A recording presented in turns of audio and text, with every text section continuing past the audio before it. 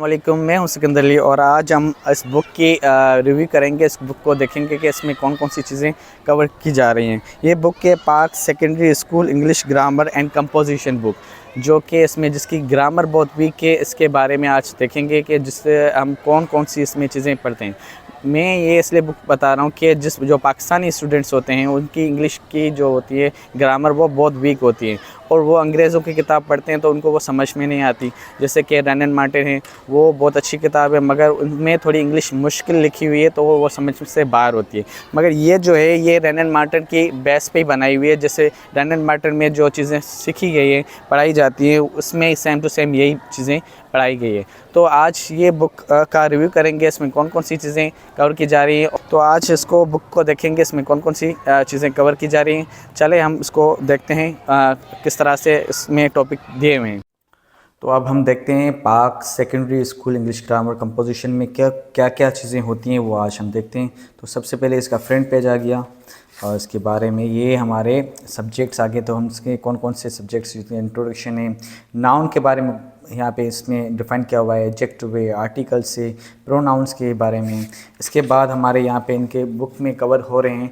आप यहाँ पे देखें तो आपका वर्ब्स आ गया इसमें, इसके बाद एडवर्ब्स हैं, इसके बाद हमारे प्रीपोजिशंस भी कवर हो रहे हैं। इसके बाद हमारे यहाँ पे कंजक्शंस भी हैं और सिमिलर वर्ड्स जो बहुत सारे एग्ज़ाम्स में आते हैं, जैसे कि CSS में आ गए। इसके अलावा आप जो कमीशन वगैरह में देते हैं तो सिमिलर वर्ड्स उसमें देते हैं आपको कंफ्यूज करने के लिए कि आप इसकी मीनिंग बताएं या इसका इस्तेमाल बताएं, तो ये इसमें मौजूद हैं।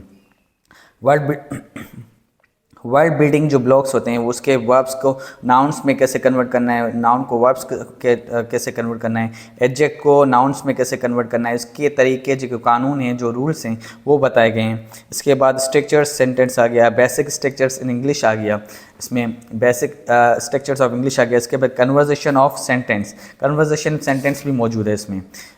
इसके अलावा हम यहाँ पे देखेंगे इसके एनालिस्टिक में, हम यहाँ पे एनालिस्टिक सिंपल सेंटेंस आ गए, सिंथेसिस सेंटेंस जुमले को किस तरह से बनाते हैं वो भी आते हैं। जैसे कॉम्बिनेशन ऑफ टू और मोर सिंपल सेंटेंस, उसका कॉम्बिनेशन कैसे बनता है। जैसे आपको CSS की तैयारी कर रहे हो या किसी मुश्किल एग्ज़ाम की तैयारी कर रहे हो तो ये ऐसे जुमले जो होते हैं आपको ऐसे लिखना होता है या कुछ ऐसे आपकी राइटिंग स्किल चेक करने के लिए होते हैं। तो इसके आपको कानून पता होना चाहिए ताकि आप वो चीज़ें आसानी से लिख सकें। इसके अलावा आपके डायरेक्ट इनडायरेक्ट स्पीच जो आपके हर मतलब के पोर्शन में काम आता है, जैसे कि आप मैट्रिक में हो या फर्स्ट ईयर हो, इंटरमीडिएट में हो या ग्रेजुएशन में हो, जो भी आप कर रहे हो उसमें आपको डायरेक्ट इनडायरेक्ट ज़रूर पढ़ाते हैं। तो उसमें आपको डायरेक्ट इनडायरेक्ट ज़रूर पढ़ाते हैं। तो आपको उसमें कवर करने के लिए यहाँ पे इसके सारे कानून्स को फॉलो किए गए। असर्टिव कैसे बनते हैं, इम्पेरेटिव कैसे बनते हैं, एक्सक्लेमेटरी सेंटेंस कैसे बनते हैं, ऑब्जेक्टिव सेंटेंस कैसे बनते हैं, इसमें आपको बहुत ज़्यादा काम आएगा। जैसे हमने रैन एंड मार्टिन की आपकी बुक देखी होगी, उसमें भी सीरीज़ तकरीबन यही है, तो उसमें भी आपको होगी। इसके बाद आपको यहाँ पे छोटी स्टोरीज भी मिलेंगी कि आपको इसमें स्टोरीज आप पढ़ के और उसको समराइज़ करो या उसमें से पढ़ के आपको लिखने का अंदाज़ा हो जाएगा कि आप किस तरह से स्टार्टिंग कर सकते हो, किस तरह से एंडिंग कर सकते हो। ये स्टोरीज़ आपको 20-25 स्टोरीज़ हैं, वो आप छोटी छोटी स्टोरीज़ पढ़ के आप इसको क्लियर कर सकते हो। बल्कि 20-25 नहीं 61 स्टोरीज़ हैं जो आप वहाँ पे अच्छी वोकैबुलरी भी बिल्डिंग कर सकते हो और उसके बाद लिखने का स्टाइल जो होता है वो भी आप कर सकते हो।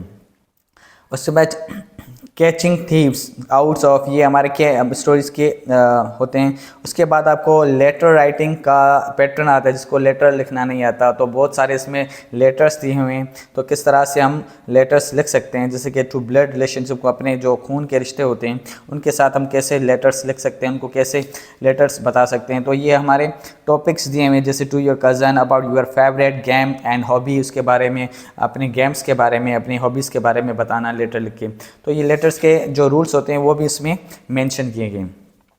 और यहाँ पे अदर्स, दूसरों को हम किस तरह से लेटर्स लिख सकते हैं, जैसे कि हमारा फॉर्मल लेटर्स होता है, बिजनेस लेटर्स होता है, वो किस तरह से इस्तेमाल होते हैं वो भी इसमें मेंशन किए गए। और इसके बाद ये कुछ स्टोरीज़ भी हैं इसमें मेंशन की हुई है, तो उसमें आपको आपकी वोकेबलरी भी अच्छी होगी और राइटिंग स्किल्स का भी पता चलेगा। इसकी आपकी समरी बनाएं या स्टोरीज़ को पढ़ के आप दोबारा अपनी स्टोरीज़ उसमें ऐड करना, लिखने के स्टाइल को अपना इम्प्रूव करें। बहुत छोटी छोटी स्टोरीज़ हैं जैसे बच्चों को पढ़ाई जाती है, जैसे कि 9 मैट्रिक इंटर वाला की जो इंग्लिश राइटिंग स्किल्स होता है इम्प्रूव करने के लिए, जो स्टार्ट स्टेज होता है अपनी राइटिंग स्किल को इम्प्रूव करने के लिए, तो स्टार्ट्स यहाँ से शुरू से करते हैं, जैसे काऊ हो गया, हॉर्स, लॉयन वगैरह, पैरेट वगैरह, के बारे में बताए गए। तो ये बहुत सारी स्टोरीज़ हैं, तो यहाँ पे आपको पढ़ के आप उसमें वोकेबलरी भी इम्प्रूव कर सकते हैं और राइटिंग स्किल्स भी इम्प्रूव कर सकते हैं। इसके साथ डायलॉग्स राइटिंग है, जो डायलॉग्स राइटिंग किस तरह से होती हैं वो भी इसमें मौजूद हैं। इसके बाद आपके ये कुछ हैं चैप्टर्स हैं जो between the fathers and at the post office में उसके डायलॉग्स किस तरह से होंगे। क्वेश्चन वर्ड्स हैं, कॉम्प्रिहेंसिव पैसिव वॉइस, ये बहुत ज़्यादा इम्पोर्टेंट होता है क्योंकि ये कॉम्प्रिहेंसिव जो होता है वो आपके समराइज़ करने में बहुत चीज़ों में आता है। जैसे आपने ग्रेजुएशन किया होगा तो उसमें आपका ये टॉपिक इम्पोर्टेंट होता है, उसमें भी आता है मौजूद। करेंट यूजेस जो होती है इंग्लिश की, जिसमें वर्ब्स फ्रेज होते हैं, प्रीपोजिशनल फ्रेजल वर्ब्स होते हैं, इसके अलावा एडवर्ब फ्रेज होते हैं, नाउन होते हैं, एडजेक्टिव होते हैं, ये बहुत ज़्यादा इंपॉर्टेंट होते हैं जो आप लिखने के स्टाइल में या बोलने के स्टाइल में आप बात करते हो तो उसमें ये बहुत ज़्यादा हेल्पफुल होते हैं। सम यूज़फुल वर्ड्स, बहुत ज़्यादा कुछ अल्फाज होते हैं जो हमारे फ़ायदेमंद होते हैं, जो बहुत ज़्यादा इस्तेमाल किए जाते हैं, तो ये वर्ड्स वो होते हैं जो one words for many, young ones for animals. इस तरह से आप बुक्स पढ़ोगे तो और ज़्यादा आपको क्लियर होते जाएंगे, जब आप खोलोगे तो आपको इम्प्रूव होती जाएगी आपकी इंग्लिश। इसके अलावा आपकी जो ट्रांसलेशन है फॉर अंडरस्टैंड इंग्लिश, जो आपकी ट्रांसलेट आप इम्प्रूव करने के लिए, तो आप कुछ ट्रांसलेट करते जाओगे और आपकी इंग्लिश को आप देखें कि आप कहाँ तक किस तरह से आप जब आप पूरा ये बुक कवर करके आपको जो कानून से सारे वो पढ़ोगे, उसको समझोगे, इसकी थोड़ी प्रैक्टिस करोगे, तो लास्ट में ये प्रैक्टिस भी है कि आप उसको क्या करें, प्रैक्टिस के हिसाब से आप उसको इस्तेमाल कर सकते हैं ताकि आपको पता चले कि मेरी कहाँ तक इंग्लिश इम्प्रूव हो गई है। ये बहुत सारे जो सेंटेंस होते हैं, जैसे नाउन प्रोनाउन हमने सीख लिया तो हमें यहाँ पे एरर्स बताए जाते हैं, जैसे ये इनकरेक्ट, करेक्ट, ये जो होते हैं अक्सर आपके एग्ज़ाम से मौजूद आते हैं, एग्ज़ाम्स में आते हैं, तो इनकरेक्ट सेंटेंस आपको दे देते हैं और आपको करेक्ट करना होते हैं, तो हमें ये पता नहीं होता क्योंकि हमें इसके रूल्स और कानून जो होते हैं, असूल होते हैं, वो हमें पता नहीं होते, फिर हम उसको सही करने के लिए कंफ्यूज होते हैं, फिर तुक्के लगाते हैं। यहाँ पे कुछ मखसूस कानून होते हैं, हर किसी के नाउन्स के अलग होते हैं, एडजेक्टिव्स के होते हैं, प्रोनाउंस के होते हैं। जब आप ये सारे पार्ट्स ऑफ स्पीच पढ़ोगे तो आप उस छोटे छोटे कानून को भी पढ़ोगे कि ये जुमले किस तरह से बनते हैं और इसके कानून्स क्या है, तो आपको ये सेंटेंस सही करने में क्या हो जाएगी, आसानी हो जाएगी। आपको पता चल जाएगा कि ये कौन से सेंटेंस है। जैसे you, only you and me know that, ये क्या है, इनकरेक्ट है। इस तरह से ओनली यू एंड आई आएगा, यहाँ पे मी नहीं आएगा, यहाँ पे क्या आएगा, आई आएगा। नो दैट, इसके कानून पीछे आपको ये समझाए हुए हैं, ये पूरे जो होते हैं इसमें सारे इस्तेमाल होते हैं, ये पूरे कानून किस तरह से किस बेस पे ये बनाए हुए हैं, तो ये आपको पूरे क्या है समझाए गए। तो यहाँ पे आपको दोबारा क्या है, प्रैक्टिस के लिए आपको ये समझाए कि किस तरह से सेंटेंस अक्सर आते हैं जो हम गलत लिखते हैं, उसको सही किस तरह से करने हैं।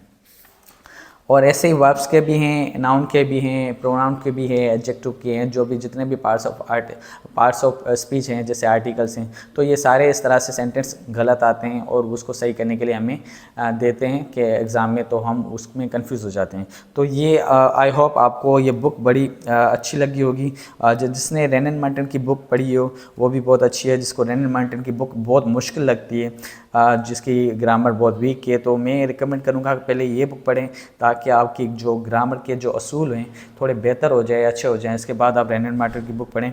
ये बेसिक के लिए बहुत ही अच्छी किताब है, जिसकी बेसिक बहुत वीक है। जैसे पाकिस्तानी इंडियन जो हैं हमारे भाई, उनकी इंग्लिश की जो बेसिक वीक है, तो आप यहाँ से स्टार्ट करें तो बेहतर है। ये बुक बहुत अच्छी है, आपको बुक मार्केट में इजीली मिल जाएगी, तो आप कहीं से भी ये ले लें। और ये आपका जो राइटर है फजल अनवर मुफ्ती है, और ये कुतुबुल खाना लाहौर से है। आप पाकिस्तान कराची भी किसी कोने से भी मिल सकती है, पाकिस्तान के किसी कोने से भी मिल सकती है। पाक secondary school English grammar and composition इसका नाम है। तो नेक्स्ट लेक्चर में इंशाल्लाह हम कुछ दूसरी बुक की रिव्यू करेंगे। तब तक के लिए अल्लाह हाफिज़।